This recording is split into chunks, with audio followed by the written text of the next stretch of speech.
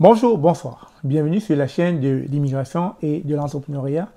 Si c'est la première fois que tu arrives sur cette chaîne, mon nom est Stéphane Chouapi.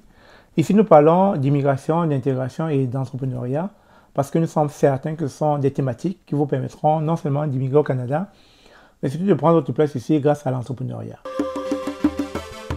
Je dédie cette chanson à tous les immigrants, à tous ceux et celles qui ont bataillé. Alors, suite à la vidéo que vous avez vue récemment, mon ami qui se trouve en Côte d'Ivoire a réagi. Et il se trouve que le problème soit plus profond que ça. Elle m'a parlé ici d'une question identitaire, d'un problème identitaire, parce que de plus en plus, les gens de la diaspora sont appelés à rentrer, surtout compte tenu de la conjoncture ici, en Occident, au Canada, etc. Les gens commencent à voir l'envers du décor. Et donc, de plus en plus, quand les gens atteignent leur liberté financière, ils tendent à rentrer dans leur pays.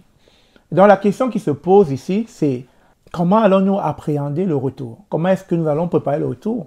Et comment est-ce que nous allons nous comporter une fois sur place? Et mon ami pose là un problème très profond, un problème qui mérite d'être débattu parce qu'elle se pose la question, est-ce que ça vaut la peine de rester? Parce que rapidement, durant son séjour, elle a fait face à plusieurs réalités. Et elle essaie d'en poser la question. De toute façon, je vais vous laisser sur son audio. Vous allez écouter vous-même ce qu'elle pense de son retour. Et entre-temps, dites-moi dans les commentaires, après avoir écouté l'audio, est-ce que vous voulez qu'on fasse un live avec elle, qu'on l'invite sur la chaîne, afin que vous puissiez répondre à ces multiples questions? Parce que les questions, elle en a en masse. Elle a besoin que vous puissiez lui donner des réponses. Parce que là, elle est dans un dilemme. Elle est dans un dilemme où elle ne s'y retrouve plus. Et donc, elle aimerait vraiment savoir s'il y a des personnes qui vivent la même réalité qu'elle et comment ces personnes ont pu passer à travers. Donc, sans plus tarder, écoutez l'audio et dites-moi dans les commentaires qu'est-ce que vous en pensez. Est-ce que vous voulez qu'on fasse un live? Est-ce que vous voulez qu'on l'invite sur nos plateaux afin que vous, en live bien sûr, afin que vous puissiez l'interpeller et que ça soit interactif? Parce qu'on aimerait tous avoir des solutions. Parce que tôt ou tard, la diaspora est appelée à rentrer et la question qu'on se pose tous, comment sera notre retour une fois sur place? Qu'on essaie de se trouver un temps, si tu veux bien, pour vraiment approfondir le sujet, parce que c'est pas juste une question de corruption et c'est pas juste une question de principe, c'est vraiment une question identitaire, c'est plus profond que ça. Et bon, j'ai même pris le temps un peu de lire des commentaires et je vois que les gens n'ont peut-être pas saisi l'ampleur du problème, parce que le problème, il est vraiment gros. C'est pas juste je retourne dans mon pays et je fais comme si de rien n'était, j'accepte ou je quitte. C'est plus profond en fait.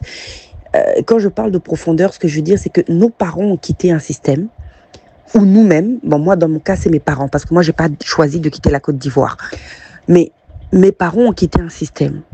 Moi j'ai la possibilité de revenir, non. La question c'est, j'entretiens ce système ou j'essaye à mon niveau de changer les choses. Et comment? C'est ça la vraie question. Le but de l'immigration, finalement, quand un parent ou une personne décide de quitter un système, de quitter un pays, pour aller ailleurs, pour aller chercher de l'argent, pour aller se former, pour aller se mettre en sécurité. Si cette personne décide de revenir, qu'est-ce qu'elle fait? Donc, en tout cas, j'aimerais vraiment qu'on prenne le temps d'en discuter, toi et moi. Et pourquoi pas peut-être en faire une émission ou peut-être voir s'il y a d'autres personnes qui se sont retrouvées dans la même situation, voir.